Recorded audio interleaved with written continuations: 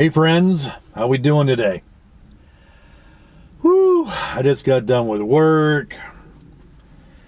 Not that it's physical or anything, but it can be a drain on the brain every now and then. And so I really need, after I get done, to to veg out, get my head right, those kinds of things. When you're sticking your brain in a pile of numbers or processes that you got to work on every day, man, I tell you what.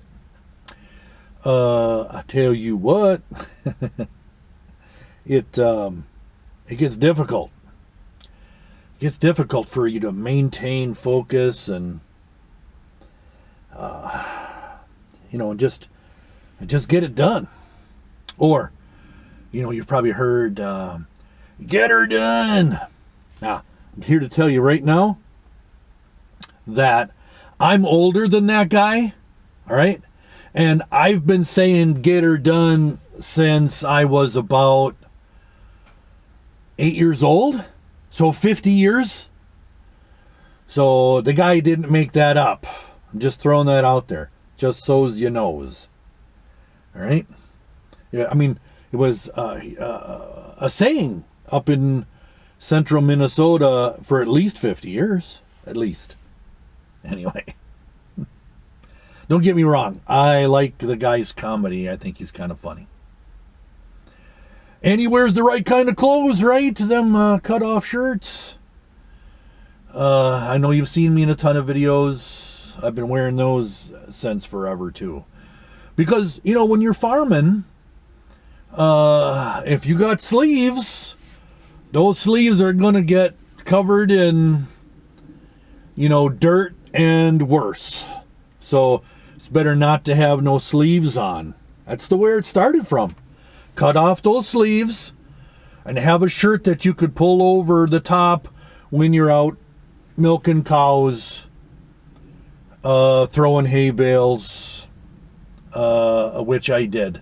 I don't know if I've said on other videos, I grew up on a dairy farm. And at least up until I was 16 when I left the farm.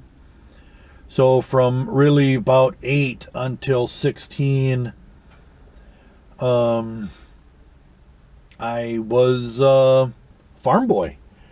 We had 200 head of milk cows, and we were milking, around 100 cows, morning and night, of course. And we had 1,500 head of beef cattle. And we ran about, I don't know, depending on the year, because we rented a lot of property too. Anywhere between 1,000 acres and 1,400 acres. Just year by year, it was different, one way or the other. So you're probably going to hear a lot of,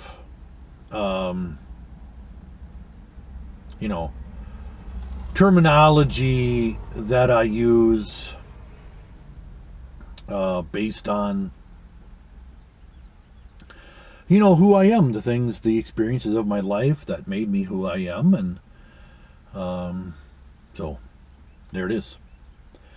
And of course, I've already talked about, when I was 12 and how I got kicked out of confirmation school and all of that. I won't go into that again.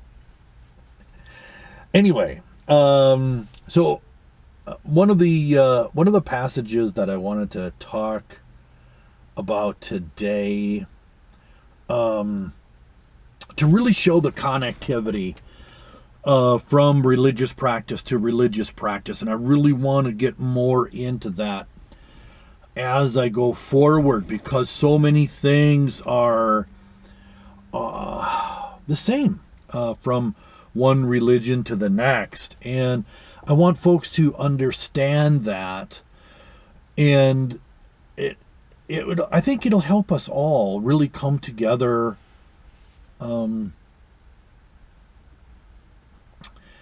if we can see each other as equals not only as human beings, but also from the standpoint of the things that we believe.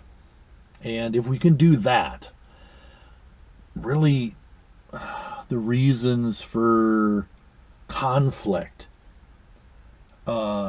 just fall away. There's just no reason for it. Anyway, so in the Hindu belief system, in the Bhagavad Gita, and again, my pronunciation is terrible, so I'll probably get corrected, and that's fine too.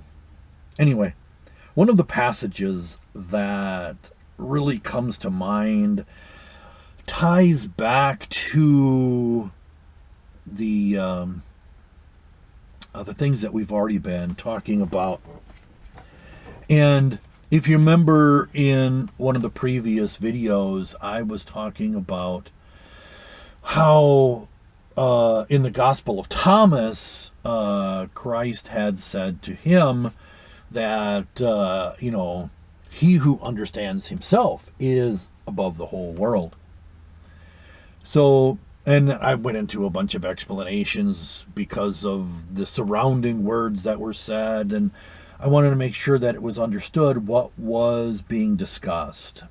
And in the Hindu belief system, of course, there's a lot of things that really run in parallel to something like that. So, let's go into it. Here's one of them right here.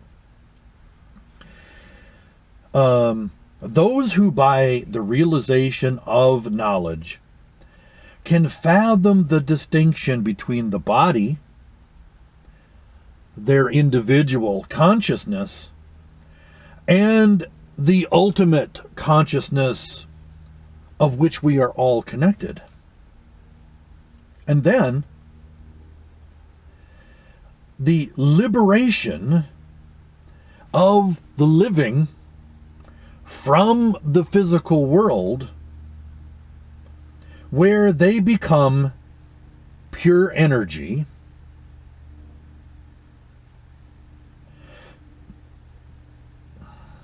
and thus achieve that supreme state. All right, there's a lot wrapped up in there, isn't there? Because not only is that previous quotation from Christ to Thomas connected to this, but also, if you remember, we discussed in John, 1 John, where he talks about God being a being of pure energy, of pure light. In him there is no darkness at all. All right? So here's that parallel stuff that we're talking about, where they're in the Song of God, in the Hindu belief system, they're saying that if you can come to the realization through the acquisition of knowledge that your physicality is temporary, and that your individual consciousness is connected to the ultimate conscious, which is everybody, all together, all of those energetic beings, remember, that we talked about from Shintoism? All right? So you're at all times connected to all of that. Well, once you, but it's, it's difficult, right? It's difficult for you to perceive. It's difficult for you to hear that communication. It's only through real deep meditation and understanding of what is coming to you and how it's coming to you do you reach a point where you have the understanding where your individual consciousness can connect up to that ultimate conscious. And then that knowing that when you are released from physicality, you literally join up with that ultimate consciousness in that energetic state, which is what here in the Song of God they're calling pure energy, and that supreme state.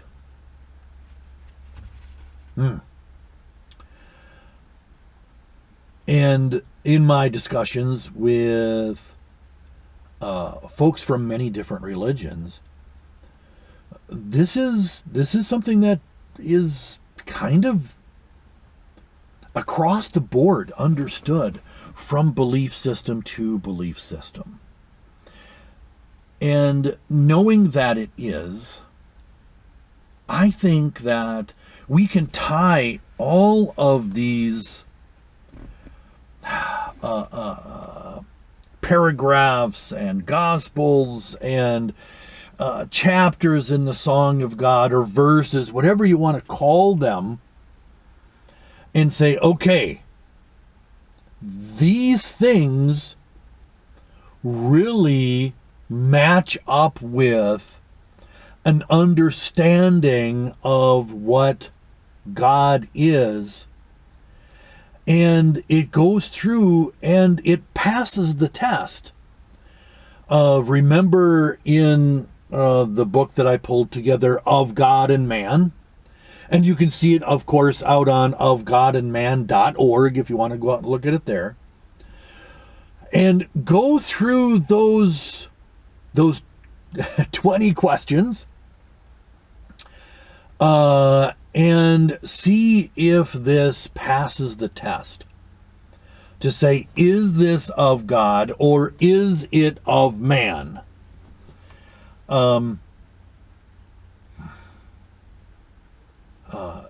Thinking about it in that context, I believe that we can say pretty much without a shadow of a doubt that it passes the test. So this is communication directly from that ultimate consciousness. I had a friend of mine who is an atheist saying to me, well, how can you say this stuff is of God? Maybe it's just everybody's higher consciousness while they're alive being connected up together and coming up with this stuff. Okay. Great. If you want to look at it that way, I've got no problem with it. However you want to interpret it.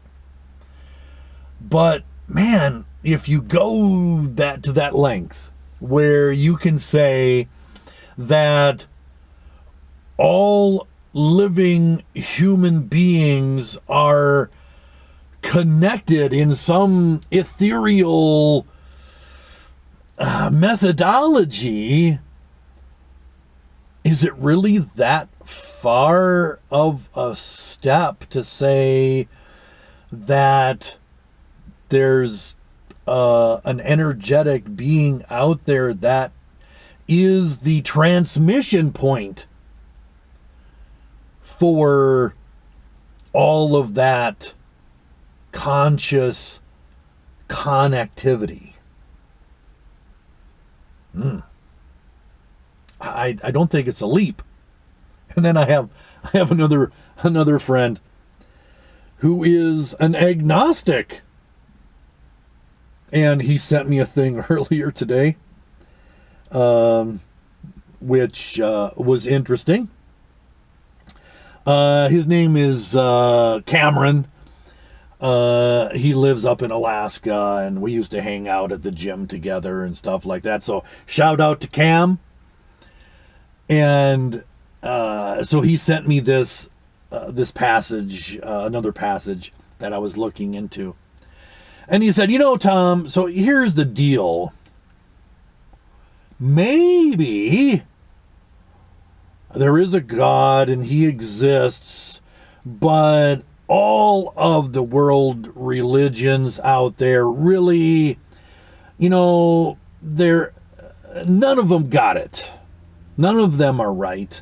All of them, all they're doing is seeking to interpret the messages that they're getting inside of their brain, and none of them do a good job. Which, of course, my response is, okay, I can see that. That's not a big stretch to say that none of the religions that are out there have a full understanding, because I fully believe that. It's one of the reasons that I am doing this channel, is to be able to look at the things that are out there, compare and contrast, and really come to the realization, of course, that there's a lot of connectivity from one religion to another. That's important, but also that none of them achieve a fullness of understanding of that supreme being, as what the Song of God is talking about. And the fact that we literally need each other and each other's belief systems to come as close as possible to achieving that understanding of God. Yeah. Right on point, isn't it? I mean, right on point. And I think we were created that way. I mean, otherwise, remember the passage that I talked about in a previous video, where,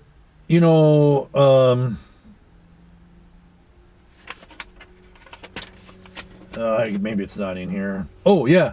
That if God wanted you circumcised, he'd have formed you in the womb that way. Well, guess what?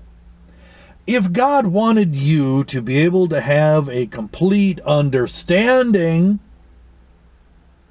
of God, he'd have given it to you. So then work your way backwards logically through that. If we weren't given individually or even in individual belief systems a complete understanding of God, he meant for us to be searching. He meant for us to be connecting up with other folks of other belief systems and studying the things that they believe in order to attain that greater understanding. Remember what it said here. Those who by the realization of knowledge can fathom the distinction between the physical body, the individual consciousness, and that ultimate consciousness. All right? In order to do that, we literally need each other. Now, we can never achieve a full understanding until, as it says in here, The liberation from our physicality. All right? We in this life, we cannot achieve that understanding or that fullness. But we must strive to get as close as possible. And in so doing, come to understand one another and maybe achieve that ultimate goal that God has of us loving one another. I mean, how can you not love one another when you need one another? Right? All right. I'll leave it there. I know it's long. But that's it for this video, my friends.